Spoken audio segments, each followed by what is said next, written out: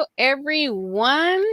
Welcome to another Trauma Talk Tuesday segment on the topic Unpack the Cover Girl.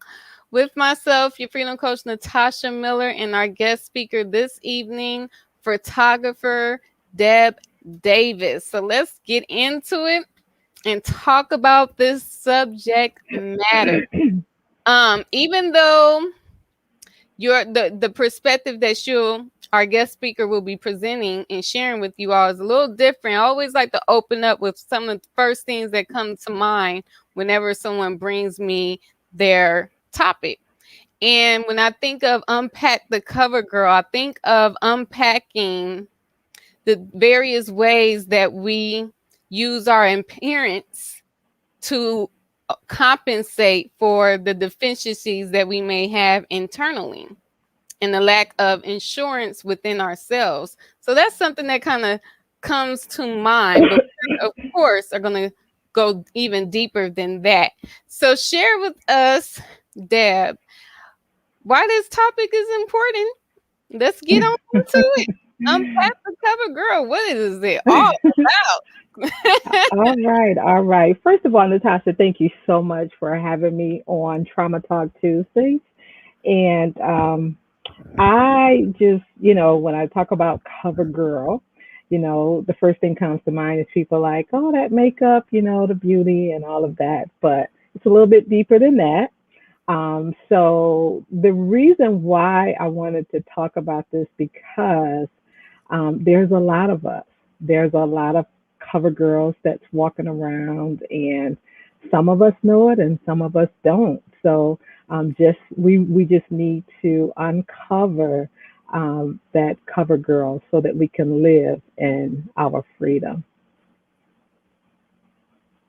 Right. So some of us, we're walking around as cover girls with our adornments, our makeup, our hair. Oh, yes, honey. We looking good, smelling good, everything. And it may be knowingly or obliviously that we're putting so much more effort on our external than Mhm. our internal. So come on in. Yeah. Share with us your personal experience with this unpacking the cover girl, because one thing I know is that we always tend to be passionate about a topic that directly Mhm. correlates with our own personal experience. Right. Okay. So first of all, I want to kind of talk about something that I went through for many years. Finally overcame it, but abuse. I lived in a abusive relationship for over maybe 12 years or so. And in the midst of that, sometimes, we get into relationships, we see the signs afterwards, but when you're in the midst of it, you really don't see the signs. And once you're in that relationship, you somehow tell yourself that, you know what, it's really not that bad, or it's going to be over soon. And that is a lot of what I told myself for many years. And the time when I was telling myself that, it just got a little deeper and deeper. And I lived that life without anyone knowing it. And, my mom kind of sensed it a little bit, but really didn't know for sure because I covered it up quite well. And just to kind of say how I got into the relationship, and when I think about how I actually got with the abuser, um, now when I think about it, it's like, wow, it really wasn't thinking. But to make a long story short, I got with this guy, and the way I was dating the guy, and maybe about a couple months after dating him, we lived on the same block, so maybe about three or four doors apart from each other, and we were all out in the neighborhood this one particular day, and a big fight jumped off, and the fight happened to be with his brother and some other guys in the neighborhood. And the guy that I was dating, because these guys was jumping on his brother, he pulled out a gun and he shot the guy. Mm, And from that day, um, I would say I went on a run with him, mhm, because he was running from the police. And of course, I was with him. And we ran maybe about 7, 8 months before the police caught up with him. But when the police did catch up with him, of course, he had to do a little time. And we were living together, and he did maybe 90 days, because the guy didn't pass away, but he did maybe about 90 days or so. So I'm there waiting mhm. till he get out. And when he came out, I can tell that he was already really aggressive, but when he came out, the aggression got even deeper, and Right. a lot of it came towards me. Mhm. And I tell people, living in that, and it was so bad that I got beat for breakfast, lunch, and dinner. Mm, And I basically I went to school. I still was functioning. I went to school. I was working, and I had a young child, all in the midst of that abusive relationship. And what's so weird about it, and I tell everybody that an abuser, what he does is he try to isolate you from your family first. That's the first sign. And he had pushed everyone basically aside from me, really, except for my mom, because my mom wasn't going nowhere. But friends, family, I mean, because of his meanness, he was really, really mean. And the abuse never happened when my son was at home. It was always when my son was with my mom. And I, I just covered it up, and I lived that life for, like I say, about 12 years or so. mm. Wow. It's powerful because as you're speaking and sharing your story, it's evident that you've done the work to heal from it. Hmm. Because if there was still residue, if you hadn't done the work, you wouldn't even be able to fully articulate that Hmm. without any form of pain, tears, things of that nature. It's Yeah. like, so I really commend you for doing the work that you needed to do to even get yourself to a space to where now you're sharing your story from a place of power and not pain. So kudos to Hmm. you. And I hope that that really empowers the viewers that may be going through something similar or know someone who is. Make sure you share it because it shows that it is possible to heal from that type of trauma.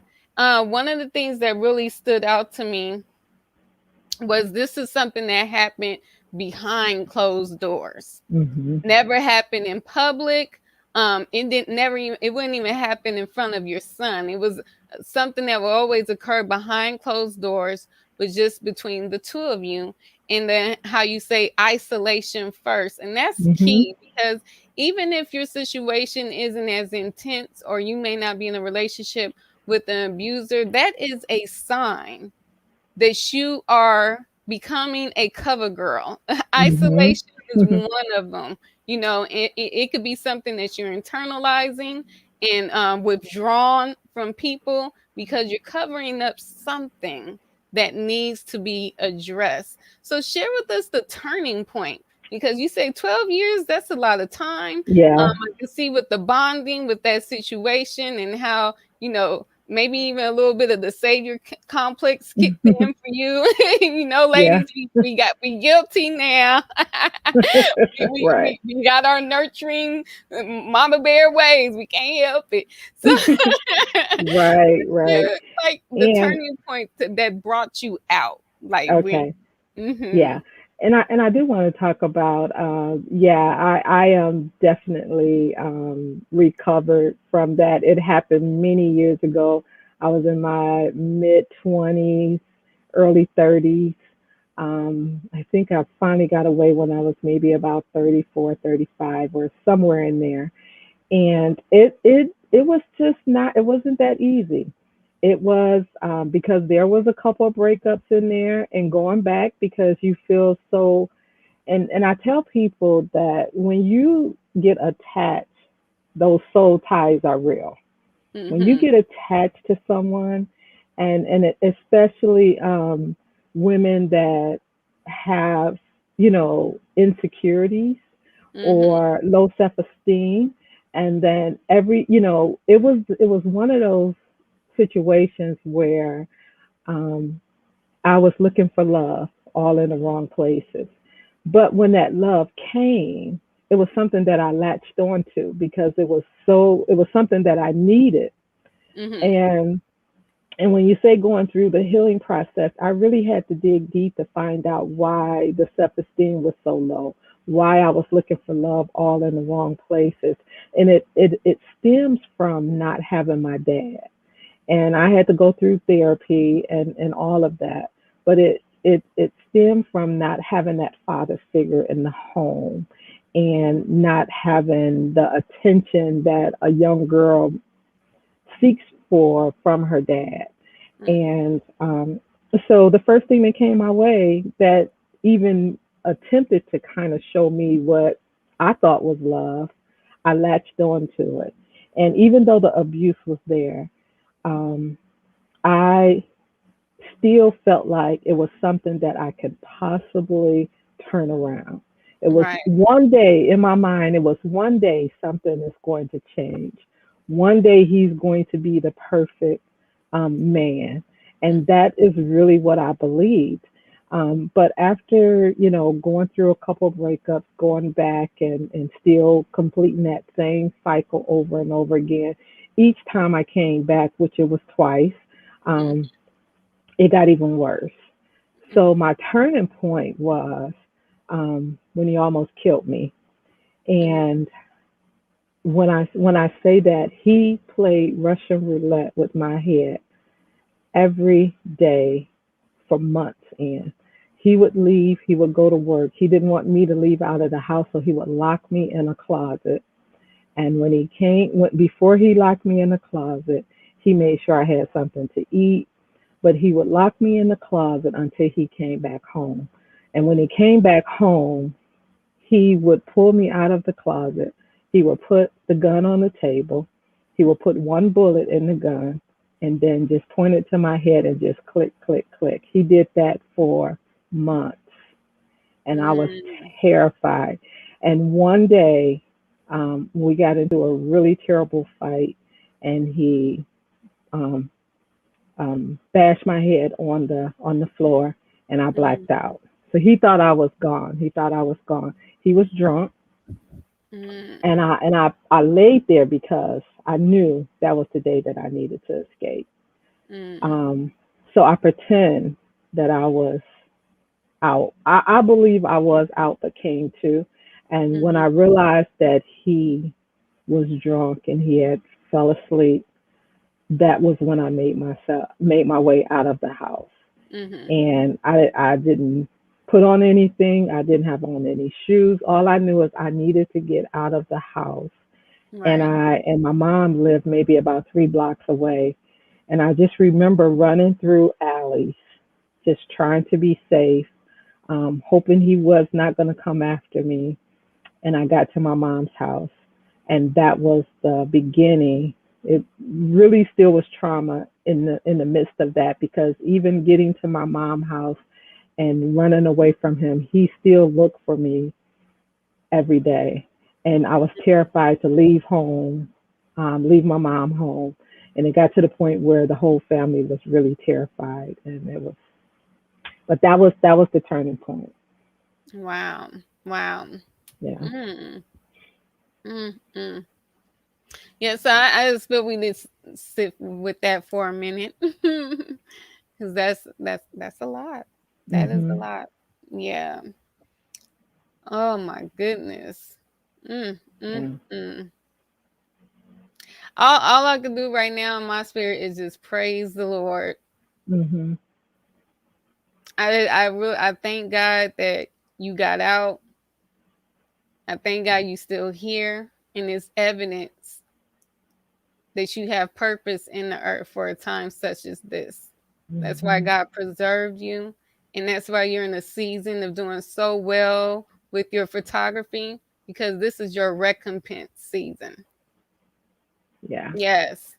This is your recompense season. It is your time. And Mhm. I really believe that even with your photography and things that you're doing, that's setting you up financially, because God's going to have you do even more to impact others' lives with your story, with other Mhm. women, and really help them through this healing journey from being in abusive relationships. So I just commend you for being so Mhm. brave and courageous to share with us the intensity of your story, because I felt all of that. So where is the Yeah. book? Have you started writing? I have not Oh, started. okay. I attempted. Right, right. I have not started. I got some manuscripts, but you know, it's not complete. What I do want to say is that he's no longer here. He Mm, passed away many years after he finally gave up looking, looking for me. And even though he knew my mom we had to actually move away to be safe. But right. when he finally gave up looking for me, we heard it through the grapevine that he had passed away.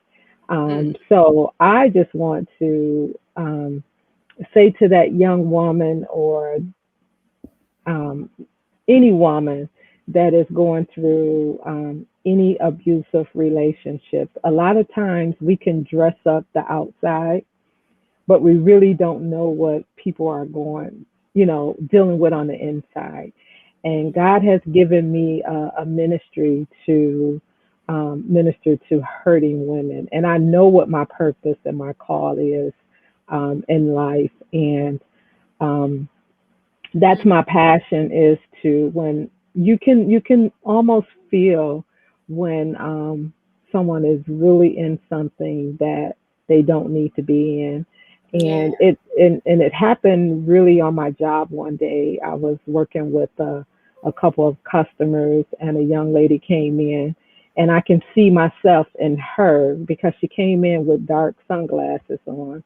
She came in with the young man, and I could tell how possessive he was with her, and I could see the terror Mm-hmm. in her eyes, even through the sunglasses, Yeah. and just the different words that people say. Um, you can almost tell when someone is in something that they don't need to be in. But that particular day, I remember saying to the young man, he was a little younger, and I mentioned to him, I said, make sure you treat her right. And she gave me a look that it was a look of terror. And I Mm-hmm. remember just sliding her my business card. I was working at AT&T, and T, and I was able to pass my business card. I remember sliding her my business card without him noticing it, and I put Mm-hmm. my personal number on there. And I'm saying this because this is the day that I knew what my main purpose was. And that young lady called me that night, and Mm-hmm. she needed to escape. And I was working at at the Covenant House where they dealt with young teens, runaways, and I think they can live there up until they was 23 years old. So I was working with one of the young ladies that would work the street and go and pick up these young people, and I was able to get that young lady out of that situation through the grace of God. And Yeah. she, to this day, still thank me for rescuing her. I still talk to her from time to time, Yeah. but we have to recognize the hurt. Sometimes, I mean, you can see it, but we as women, we're so good with covering it up. And Yeah. and I was a cover girl for many years, and when we just have to be mindful that we don't have to live that way. And although I was terrified in that relationship, um, I don't know what I would have done differently with the mindset that I had at that time. But I just thank God, like you say, that God brought me through. He brought me through for a reason, and Yeah. it's something that it sticks with me. But I'm not a victim. I'm a Right, right. victor. Right. Yeah. And I believe it really sticks for with you to keep your senses open and available Mhm. to discern when someone else is Yes. experiencing those same things so that you can be a source of escape as you are, as you were, Mhm. as you are, as you continue to be. Mhm. So and that's why, because we, like you said, you saw yourself in her, and that's Yes. the whole purpose of it sticking with you, so you could go and identify who you used to be and help them Mhm. become who you are now on the other side. So Yeah. yes, yes, yes. Thank you for chiming in live, Shavia. I did see your comment about powerful testimony. Thank you. And to those of whoever else is live, but that was the only comment that we've seen so far. So feel Mhm. free to, if you have any questions or anything, put it in the chat. Um, so a couple of things that I wanted to kind of back up, rewind, and highlight is that you said you had to really dig deep to discover the whys beneath, and then how the insecurity or low self-esteem, and especially because there was times where you did break up, but then you went back, and I think Mhm. it's very key to highlight the fact of how young you were. Mhm. That was the beginning of your adulthood when you got into that relationship. So I Mhm. could see how it's like, okay, I'm trying to leave, but then I come back because this is all I know as far Mhm. as in my adulthood. So I could see that struggle there. So I just wanted to kind of highlight those points. And then another thing that I want to highlight, because I know there's some of us women that haven't even has experienced any type of relationship to this magnitude of abuse, but yet have bitterness, have anger, have resentment towards men. And so I really want to highlight that, because even as you speak about your whole journey, even as you speak Mhm. about this man, I still hear compassion. Mhm. I still Yeah. hear the compassion in your heart, not the victim to where you're resentful, you're bitter, you hate men because of him, or you even hate him. I still hear that you still have a love for him, a heart from Mhm. him, and you understood the brokenness underneath his behavior. And so I really want to highlight that, because we have to do better. We have to do better. She didn't blame that man for anything that was going on within her that caused her to even come into relationship with him. She took responsibility. And a lot of us need to do that. Stop blaming people. Stop harboring unforgiveness. Stop being resentful and anger and running around here hating this person, that person, the other, because you don't want to take responsibility for what's in you that's putting you in those type of relationships, those cycles of dysfunction, or whatever it is. Take responsibility for your own internal work. And this is a woman who is a testament, an example of what that looks like and sounds like. So I just had to bring that home as freedom coach. Yeah, because we definitely need to be free. You know what I mean? Right, right, right.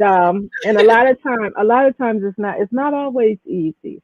But what I Mm-hmm. will say, and you talked about unforgiveness.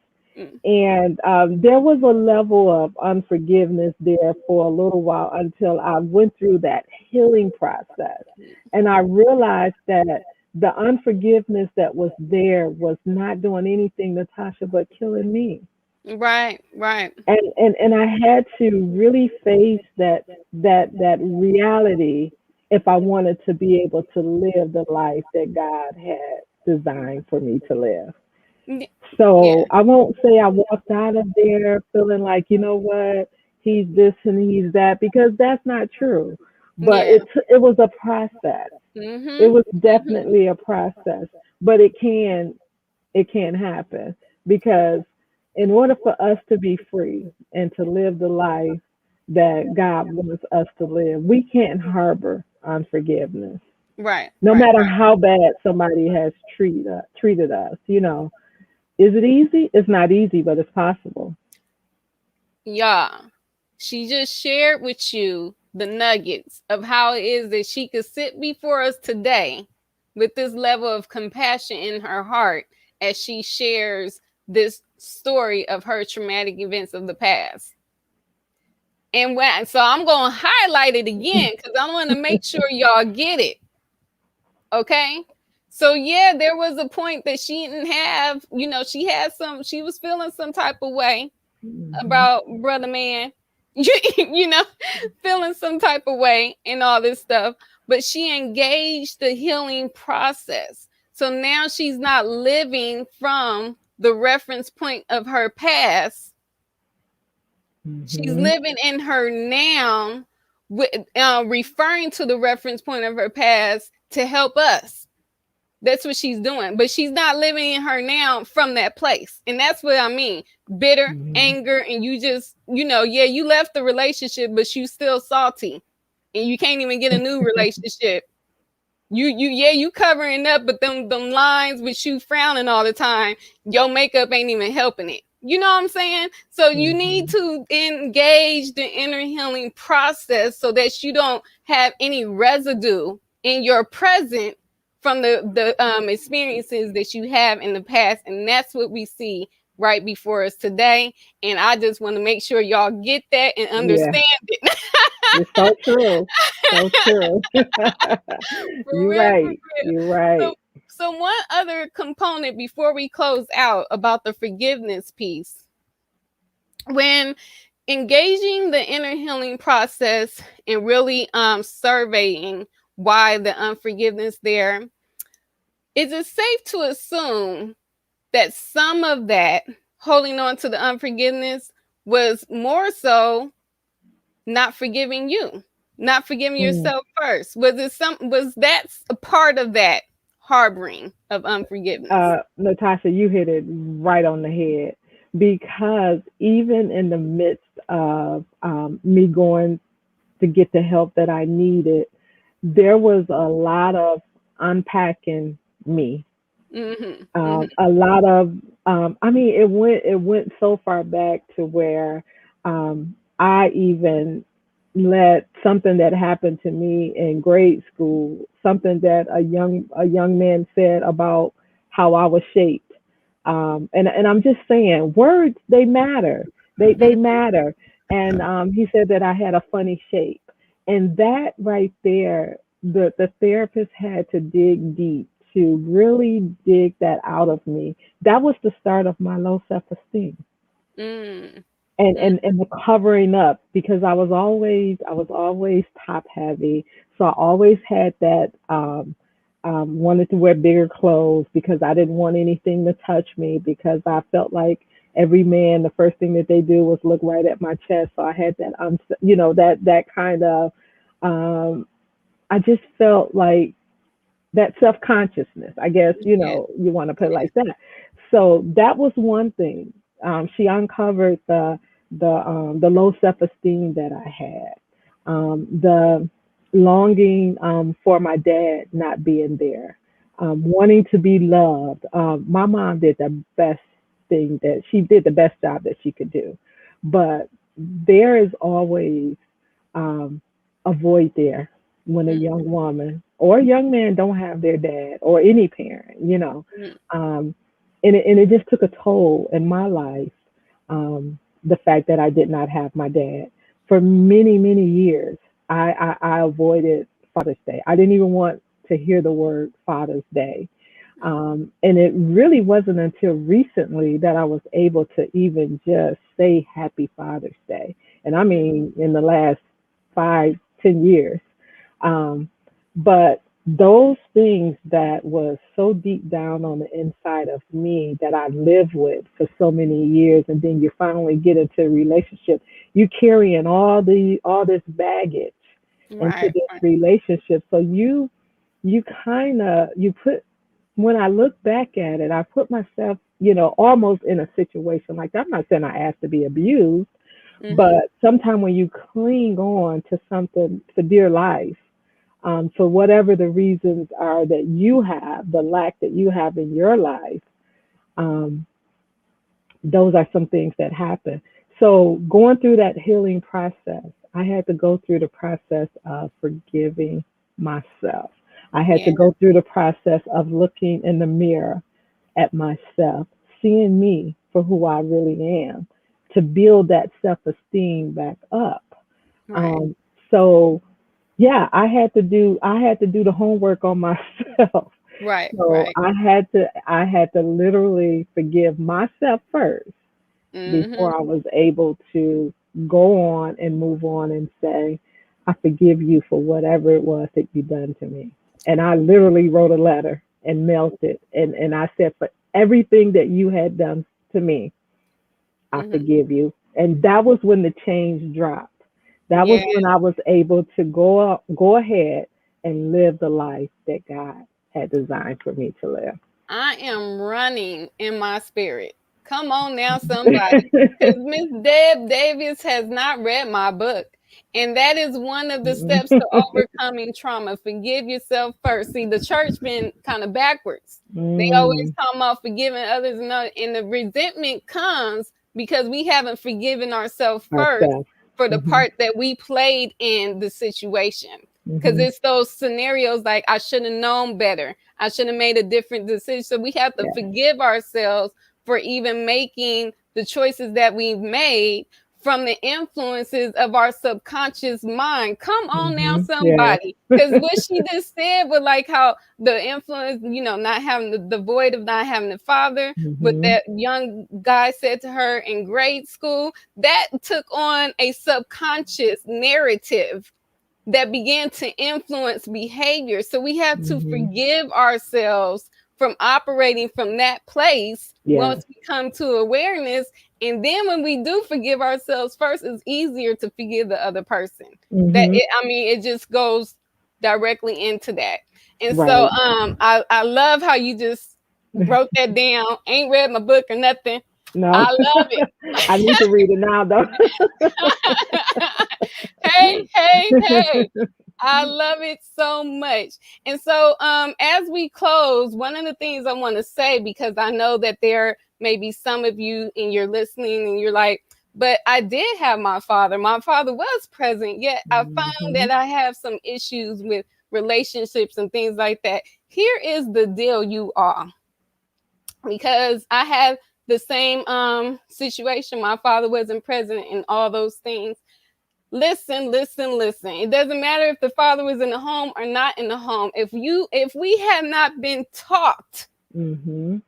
who the father is, we may all have some little issues going on Yes.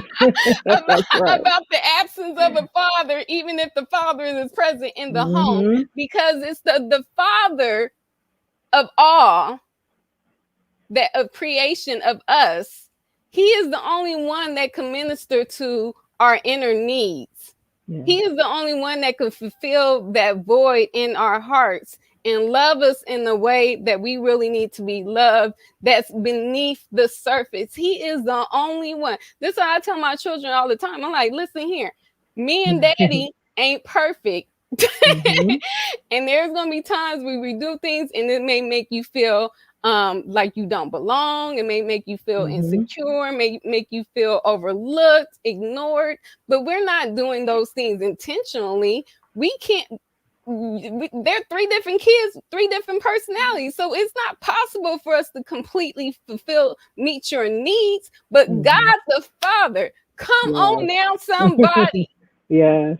Jesus is the way. for us to Mhm. have a reconciled relationship with God the Father. So I wanted to bring that home because I know that a lot of us can relate to Deb's testimony, but yet had a father in the home, yet Yes. had a good, loving father, but Mhm. yet still found themselves in situations where I got insecurity issues. I'm in these crazy dysfunctional relationships. What is my Mhm. problem? Yeah. And that is what it is. We have to Right. that That's right. establish that relationship with Yes. Father God. That We it has gotta to be know them. anchored there. Yes, we So gotta know them. yes, yes. And so Deb, as we close out, share with everyone what you do, how they could connect with you, how they could follow you, and things of that nature. All right. Thank you so much, Natasha. This has really been great. Like Natasha said, my name is Deb Davis. I am a professional photographer out of Detroit, Michigan. You can find me on all social media platforms at By Faith Creations Photography. By Faith Creation Photography. And Mhm. she'll And that by faith, I always tell people no space in between the F and the Y. So it's BY, capital FAITH, by faith creations photography. oh sorry. Okay. Give me a second, y'all. I'm putting in the comments. All right. I got the and then so this is where you could follow. And then, to those of you who is in the Michigan area, I'm gonna just say Mhm. you in the state of Michigan, Right. okay? You can go ahead and holler at your girl for your headshots, okay? And if you like me, hey, you may be already rocking and rolling in this pandemic. I ain't on no planes yet, y'all. I just do local drives. But if you Right. like me and you ready to roll somewhere and you'll roll somewhere to get some pictures, go ahead and go visit Michigan. Tour around and then get some headshot photos while you're there. Right. Right. Yeah. Yes, yes, yes. So follow her page. You'll see some lovely photos on a daily basis on her page. She is very excellent at what she does. So Thank thank you. you so much, Deb, for Thank joining you. us. Thank you. It was such a pleasure. Thank you to Yes. those of you who caught the live broadcast and to those of you who catch the replay. Well, that brings us to the end. So this is your freedom coach, Natasha Miller, and photographer Deb Davis signing off until next time. Peace and freedom. Bye.